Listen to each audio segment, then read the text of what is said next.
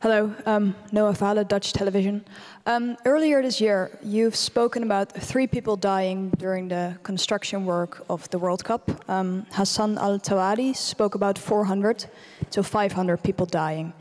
How can you explain this difference? And what does it say about the way in which this tournament was organized here in Qatar? Well, I think that every person dying is one person too many. It's a tragedy. It's a tragedy for the family. It's a tragedy for everyone involved. It's a tragedy for us, for everyone. The figures you mentioned are 2 different figures. The 3 plus 1 are people who died in the constructions of stadiums.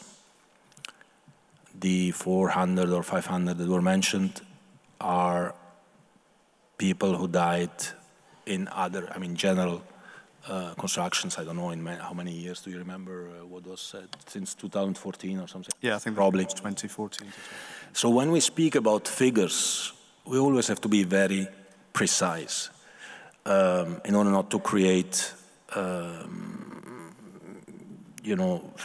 impressions of something which is actually something else.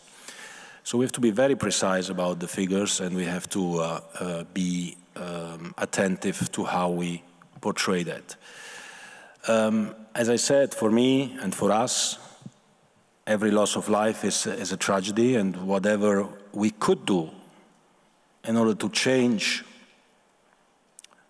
the legislation to protect the health of the workers, to protect the situation of the workers, we did it, and it happened. Whatever we can still do for the future, we are doing it. We continue to work on that. We have had several discussions, and we are we are very close to agreeing. This will happen in January, certainly, a memorandum of understanding with the International Labour Organization, because we want to bring this experience into the future and make sure that we can help. We can leverage the World Cup and the spotlights which are on the World Cup and on football more generally to make lives of people and their family a bit better.